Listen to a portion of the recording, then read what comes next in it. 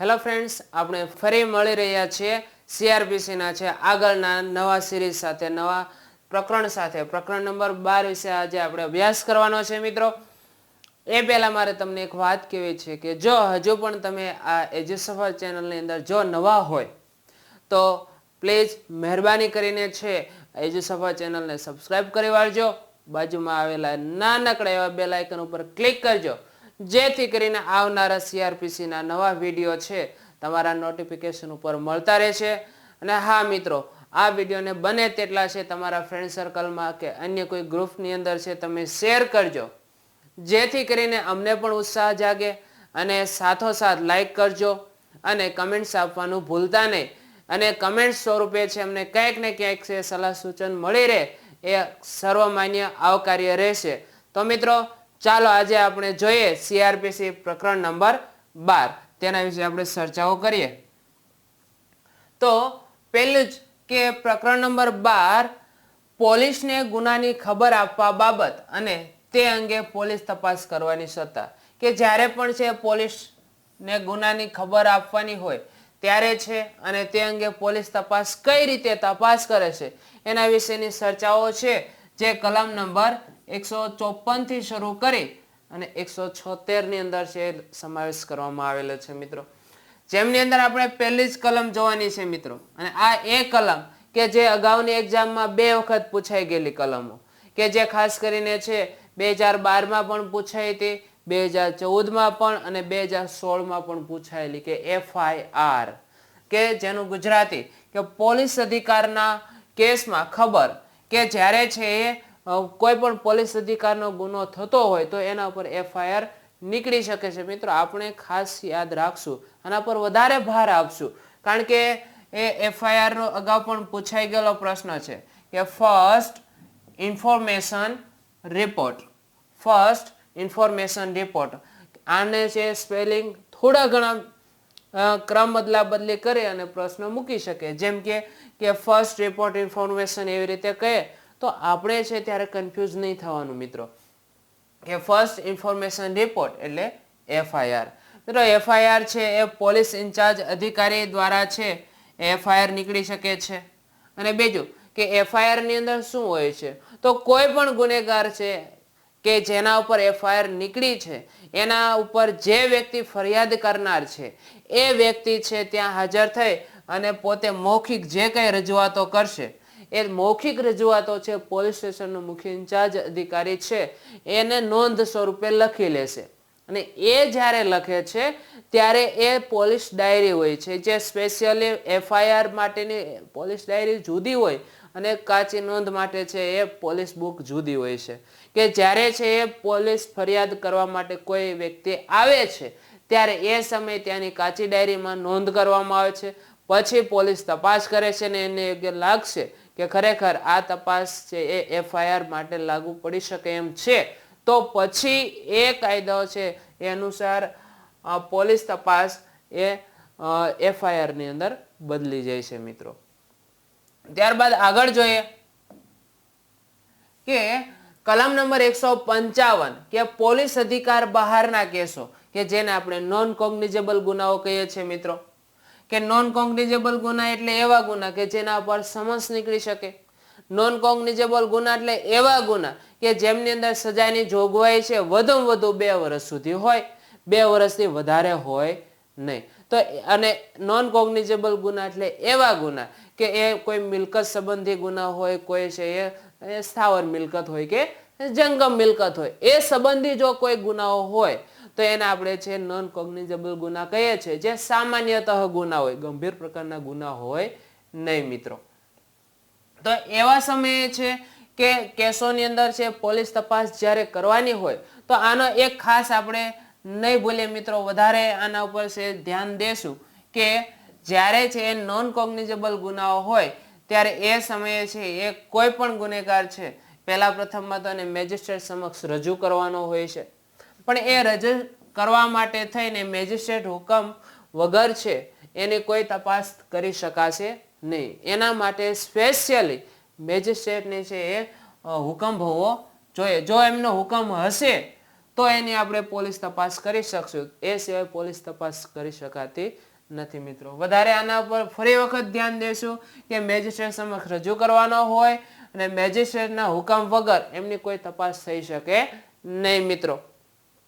ત્યારબાદ એક બીજી વિશેષ ખ્યાલ કે અગાઉ 2016ની એક્ઝામમાં પ્રશ્ન હતો, એવો પ્રશ્ન કે જો એક ગુનો છે કોગ્નિઝેબલ હોય, કેવો ગુનો? કોગ્નિઝેબલ ગુનો હોય, અને બીજો ગુનો છે નોન કોગ્નિઝેબલ ગુનો હોય. એક કોગ્નિઝેબલ ગુનો હોય અને બીજો નોન કોગ્નિઝેબલ ગુનો હોય. આવા કોઈ બે ગુનાઓ કરનાર કોઈ ગુનેગાર જ્યારે પકડાશે ત્યારે એ ગુનેગારને છે કોગ્નિઝેબલ ગુના સ્વરૂપે એટલે કે ભયંકર ગુના સ્વરૂપે એટલે કે પોલીસ અધિકારનો ગુનો છે કે જ્યાં સજાની જોગવાઈ 2 વર્ષ કરતા વધારે છે, એવા ગુના સ્વરૂપે છે એમને પકડવામાં આવશે. એટલે મિત્રો અગાઉ આપણે પરીક્ષા પૂછાઈ ગયેલો પ્રશ્ન છે, નહીં ભૂલીએ કે એક કોગ્નિઝેબલ હોય એક નોન કોગ્નિઝેબલ હોય, તો એને બંને ગુનાઓ માટે થઈને એને કોગ્નિઝેબલ ગુના માટેની જે કઈ શિક્ષા સજાની જોગવાઈ છે એ મુજબ એને ગણવામાં આવશે. ત્યારબાદ નેક્સ્ટ આગળ જોઈએ કલમ નંબર 156 કે પોલીસ અધિકારના કેસમાં પોલીસ તપાસ કરવાની સત્તા પોલીસ અધિકારીને રહેશે. કે એવો ગુનો કે જે કોગ્નિઝેબલ ગુનો હોય કે જેમાં સજાની જોગવાઈ છે 2 વર્ષથી વધારે હોય, કે એવો કોઈ ગુનો જે ગંભીર પ્રકારનો હોય, કે કોઈ વખતે છે કોઈ વ્યક્તિનો બળાત્કાર થયો હોય, સૃષ્ટિ વિરુદ્ધનું કૃત્ય થયું, કોઈનું ખૂન થયું હોય કે ખૂન કરવાની કોશિશ થઈ હોય, એવા પ્રયત્નો થયા હોય, તો એવા જે બધા ગુનાઓ છે જેને આપણે કોગ્નિઝેબલ ગુનાની અંદર લઈએ છીએ મિત્રો, તો એ કોગ્નિઝેબલ ગુનાની અંદર પોલીસ એમની તપાસ કરી શકે છે, એમ પોલીસને સત્તા રહેલી છે. ત્યારબાદ જોઈએ કલમ નંબર 157 કે પોલીસ તપાસ માટેની કાર્યરીતિ. કે પોલીસ તપાસ જે રીતે કરે છે તો એની પ્રથમ કાર્યરીતિ કઈ છે કે કઈ રીતે છે પોલીસ તપાસ કરવાની એક પદ્ધતિ છે. તો સૌપ્રથમ તો ગુનાની ઇન્સાફી કાર્યવાહી કરવાની સત્તા છે એમની રહેલી છે કે જે કઈ કૃત્ય થયું છે, ગુનો થયો છે, પોલીસને તપાસ કરવાનો રહે છે કે એ ગુનાનો શક્ય તેટલો નિવેડો ઝડપથી આવી શકે, શક્ય તેટલો ઝડપથી છે એનો યોગ્ય નિર્ણય આવી શકે, યોગ્ય છે એના ઉપર જે કઈ સજાની જોગવાઈ સજાવાળાને સજા મળી શકે અને નિર્દોષ છે તો એને નિર્દોષ જાહેર કરી શકાય, એ માટેની સત્તા માટે કાર્યવાહી કરતી પોલીસ, જેને ગુનાની ઇન્સાફી કાર્યવાહી કહેવાય છે, એવી સત્તા પોલીસ અધિકારીને રહેલી છે.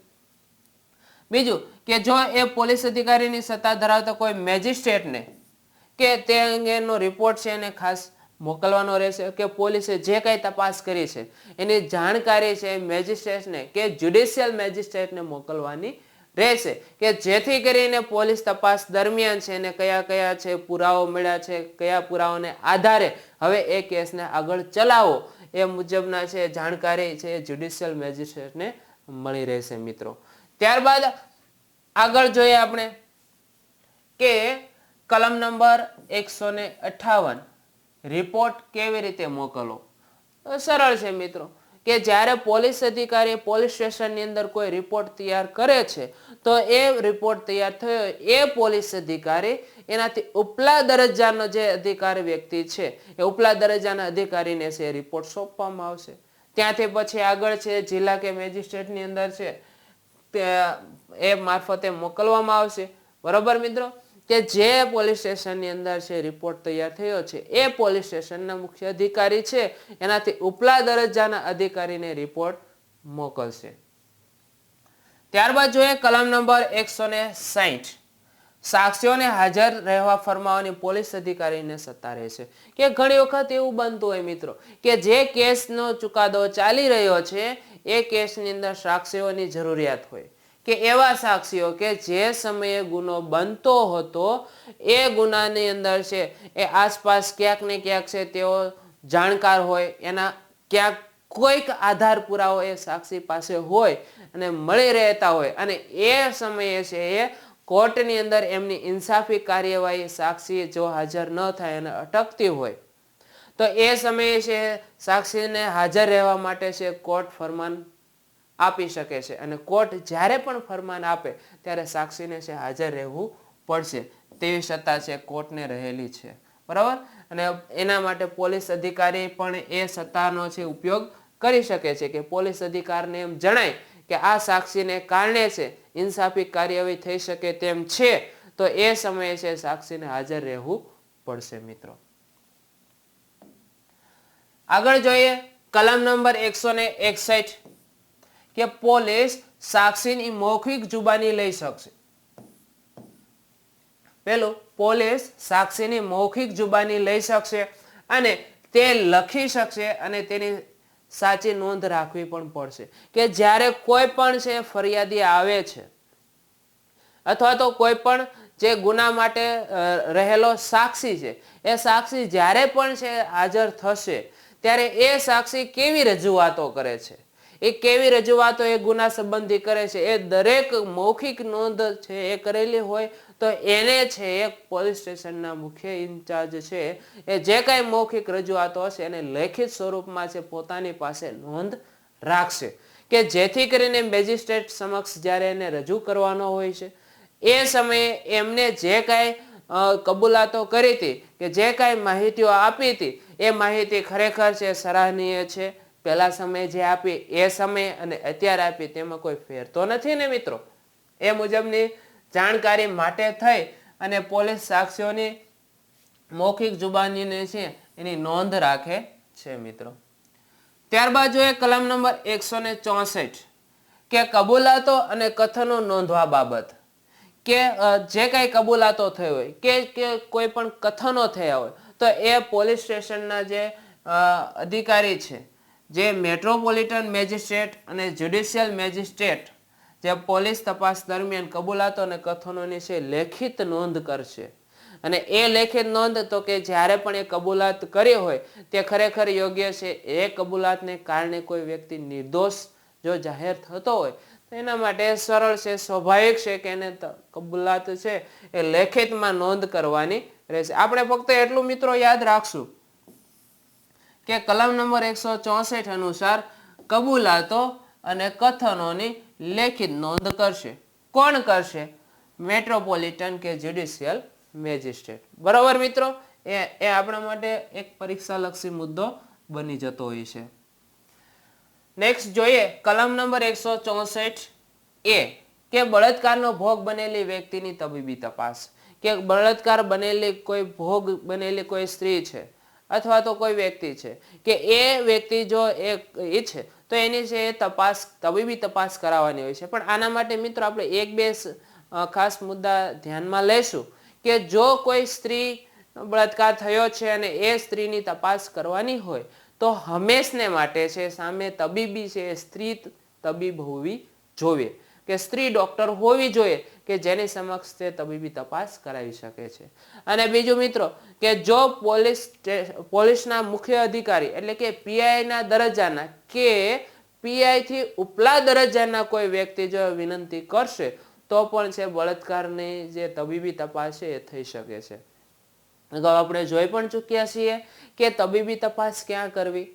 તો જ્યાં ગુનો બન્યો છે એ ગુનાની આસપાસના 16 કિલોમીટરની નજીકમાં આવતી કોઈ પણ સરકારી હોસ્પિટલમાં તબીબી તપાસ કરાવવામાં આવે છે મિત્રો. અને એ તબીબી તપાસ તો કે કોઈ પણ કાયદાકીય કાર્યવાહી જ્યારે થતી હોય એ સમયે એને મદદરૂપ થવા માટે તબીબી તપાસ જરૂરી છે મિત્રો. તો આપણે જોઈએ કે કલમ નંબર 164 એક બળાત્કારનો ભોગ બનેલી વ્યક્તિ તબીબી તપાસ કરાવી શકે છે. બરાબર મિત્રો, કે 16 કિલોમીટરની રેન્જમાં આવેલી સરકારી હોસ્પિટલમાં ને પીઆઈના દરજ્જા કે પીઆઈ થી ઉપલા દરજ્જાના કોઈ વ્યક્તિ કે કોઈ અધિકારીની વિનંતીથી છે તબીબી તપાસ કરાવી શકાય છે મિત્રો. ત્યારબાદ નેક્સ્ટ જોઈએ કલમ નંબર 166 કે પોલીસ સ્ટેશનના ઇન્ચાર્જ અધિકારી, પોલીસ સ્ટેશનના ઇન્ચાર્જ અધિકારી બીજા પાસે ઝડપી વોરંટ કઢાવવાની માંગણી કે જ્યારે બીજા જિલ્લાના કે પોતાના જિલ્લાની હદ બહારના પોલીસ તપાસ જ્યારે કરવાની હોય ત્યારે છે એ ત્યાંના જિલ્લાના ઇન્ચાર્જ અધિકારીઓ પાસેથી એમની પાસેથી મંજૂરી મેળવી શકે છે. જસ્ટ આપણે એક ઉદાહરણ જોઈએ કે જેમ કે બે જિલ્લા છે, એક બનાસકાંઠા જિલ્લો, એક સાબરકાંઠા જિલ્લો. તો ઘણી વખત એવું બને કે બનાસકાંઠામાં જે વ્યક્તિ ઉપર છે ગુનાનો આરોપ છે એ ગુનો કરી અને એ સાબરકાંઠામાં જતો રહ્યો છે. તો એ સમયે છે બનાસકાંઠાના મુખ્ય જે ઇન્ચાર્જ અધિકારી છે એ સાબરકાંઠાના છે મુખ્ય પોલીસ અધિકારી પાસેથી એ જે ફરાર થઈને એમના જિલ્લામાં ગયેલો જે ગુનેગાર છે એમની ઝડપી વોરંટ મેળવવા માટે કે સર્ચ વોરંટ મેળવવા માટે એમની પાસેથી છે એ મદદ લઈ શકે છે અને એ બનાસકાંઠામાંથી સાબરકાંઠાના જે કે પોલીસ અધિકારી છે એ પોલીસ અધિકારીની મંજૂરી મેળવી અને વોરંટ મેળવી શકે છે મિત્રો. ફરી વખત કે એક જિલ્લામાંથી બીજા જિલ્લામાં જ્યારે પણ કોઈ ગુનેગાર જશે તો એ ગુનેગારની છે તપાસ કરાવી શકાય છે મિત્રો. નેક્સ્ટ જોઈએ આગળ કે કલમ નંબર 167 કે જ્યારે કોઈ વ્યક્તિને પકડીને કસ્ટડીમાં રાખવામાં આવે અને જો ઘણી વખત એવું મિત્રો બનતું હોય કે એ કસ્ટડીમાં જ્યારે પણ રાખવામાં આવે ત્યારે જે એની મુદત 24 કલાકની હોય છે, પરંતુ ઘણી વખત એવા કોઈ કૃત્યો થયા હોય, એવા કોઈ ગુનાઓ થયા હોય કે જેની છે ઇન્સાફી કાર્યવાહી છે એની તપાસ એ 24 કલાકમાં પૂરી થતી નથી. જો 24 કલાકમાં એની ઇન્સાફી કાર્યવાહી પૂરી ન થતી હોય તો નજીકના કોઈ પણ જે એક્ઝિક્યુટિવ મેજિસ્ટ્રેટ છે એ એક્ઝિક્યુટિવ મેજિસ્ટ્રેટ સમક્ષ એ કોઈ ગુનેગારને છે હાજર કરી દેવો જોઈએ, જેથી કરીને છે એ હાજર કર્યા બાદ જો હજુ તપાસ અધૂરી રહે તો છે એ મેજિસ્ટ્રેટને યોગ્ય લાગશે તો એ ગુનેગારને વધુ 15 દિવસ સુધી કસ્ટડીમાં રાખી શકાશે અને એ 15 દિવસ સુધી કસ્ટડીમાં રાખ્યા બાદ એ જો એની તપાસ પૂરી થઈ શકે તેમ શક્યતા હોય તો કઈ વાંધો નથી, તો એ તપાસ પૂરી થઈ શકશે. પણ જો તપાસ ન થાય તો આપણે જોઈએ કે જો 15 દિવસની અંદર એમના એક રિમાન્ડ સ્વરૂપે એમને કસ્ટડીમાં રાખવામાં આવ્યા હોય છે. એક પ્રશ્ન એ પણ પૂછાઈ શકે કે રિમાન્ડ કેટલા દિવસના હોય? તો વધુમાં વધુ મિત્રો રિમાન્ડ છે 15 દિવસના હોય. કેટલા દિવસના? 15 દિવસના. એનાથી વધારે રિમાન્ડ હોય નહીં. પરંતુ કે એવો કોઈ ગુનો થયો હોય કે જે ગુનાની સજાની જોગવાઈ 10 વર્ષ કરતા વધુ હોય. કેટલા મિત્રો? એવો ગુનો કે જે ગુનાના સજાની જોગવાઈ 10 વર્ષ કરતા વધુ હોય એ સમયે છે એવા કોઈ પણ ગુનેગારને છે 120 દિવસ સુધી કસ્ટડીમાં રાખી શકાય છે મિત્રો. અને જો ગુનાની સજાની જોગવાઈ 10,000 થી ઓછી હોય તો એ સમયે છે એ કોઈ પણ ગુનેગારને છે એની કસ્ટડીમાં વધુમાં વધુ છે 60 દિવસ સુધી રાખી શકાય.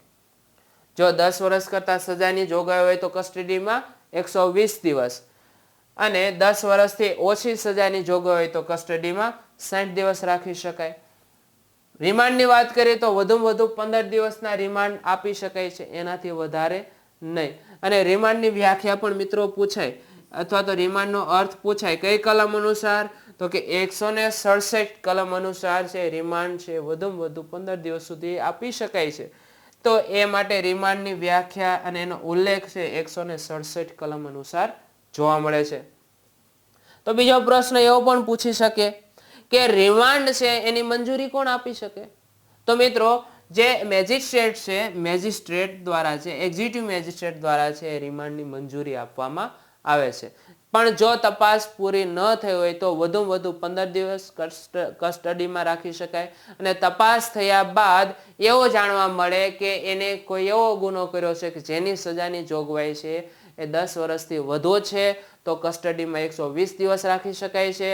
જો ગુનાની સજાની જોગવાઈ 10 વર્ષ કરતાં ઓછી હોય તો 60 દિવસ સુધી કસ્ટડીમાં રાખી શકાય છે. અને બીજું કે વધુમાં વધુ રિમાન્ડ છે 15 દિવસના જે કલમ નંબર 167 અનુસાર. ત્યારબાદ નેક્સ્ટ આગળ જોઈએ કલમ નંબર 168 કે નીચેના દરજ્જાના પોલીસ અધિકારીને કરવાનો પોલીસ તપાસનો રિપોર્ટ. કે ખાસ કે નીચેના દરજ્જાનો કોઈ પણ પોલીસ અધિકારી છે એને તપાસ માટે જે રિપોર્ટ તૈયાર કર્યો છે એ રિપોર્ટ કરવાનો અધિકાર જે ઉપલા દરજ્જાના પોલીસ અધિકારી હશે એનાથી નીચલા દરજ્જાના અધિકારીને છે કામગીરી સોંપશે.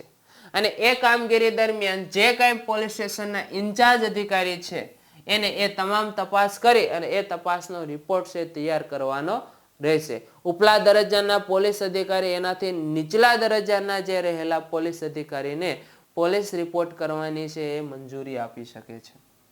ત્યારબાદ જોઈએ કલમ નંબર 169 કે પુરાવો અપૂરતો હોય ત્યારે આરોપીને છૂટો કરી દેવા બાબત, કે ઘણી વખત એવું બને કે એ ગુનાની ઇન્સાફી કાર્યવાહી માટે જે આધાર પુરાવાની જરૂર છે એ આધાર પુરાવો પૂરા મળી શકતા નથી, અને એ સમયે જો પૂરતા સમયની અંદર આધાર પુરાવો ન મળી શકે તો એના માટે છે કોર્ટ દ્વારા મુચરકો તૈયાર કરવામાં આવે છે, અને એ મુચરકાની અંદર જાણવામાં આવે છે કે આ ગુનેગારની કોઈ પણ ગુનાની સજાની જોગવાઈ માટે જે આધાર પુરાવાની જરૂર હતી એ પૂરા આધાર પુરાવા મળ્યા નથી, અને એ સમયે જો આધાર પુરાવો ન મળતા હોય તો છે કોર્ટ દ્વારા છે એ કોઈ પણ આરોપી છે એ આરોપીને છે છૂટો કરવાનો રહેશે કલમ નંબર 169 અનુસાર. ત્યારબાદ જોઈએ મિત્રો કલમ નંબર 170 કે પુરાવો અપૂરતો હોય ત્યારે કેસ મેજિસ્ટ્રેટને મોકલી દેવા સમક્ષ, કે મેજિસ્ટ્રેટને મોકલવા બાબત, કે જો એ કેસની અંદર છે પુરાવો છે અપૂરતો મળશે કે પૂરતો પુરાવો નહીં મળે તો પહેલા જ એને કામ શું કરવાનું કે એ જે કાંઈ આરોપી છે એને મેજિસ્ટ્રેટ સમક્ષ રજૂ કરવાનો રહેશે, અને મેજિસ્ટ્રેટને યોગ્ય લાગશે કે જો આની પાછળ છે તપાસ કરવામાં આવે તો છે પુરાવો મળી શકે તેમ છે તો એની પાછળ તપાસ કરવામાં આવશે, અને જો એમ શક્ય નહીં બને તો પછી છે આગળની કલમ આપણે જોઈએ 169 અનુસાર કે એમને છે પૂરતા પુરાવો નહીં મળે તો એમને છે છૂટા કરી દેવામાં આવશે, પછી કસ્ટડીમાં રાખવામાં આવશે નહીં મિત્રો. ત્યારબાદ જોઈએ કલમ નંબર 172 કે પોલીસ તપાસમાં કાર્યવાહીની ડાયરી. તો જે કાર્યવાહીની ડાયરી છે, જો FIR ની ડાયરી અને પોલીસ તપાસની ડાયરી બંને જુદું છે, ભૂલશો નહીં મિત્રો, કારણ કે FIR અને પોલીસ તપાસ બંને અલગ અલગ નોટની અંદર છે, ડાયરીની અંદર છે નોંધ થતી હોય છે.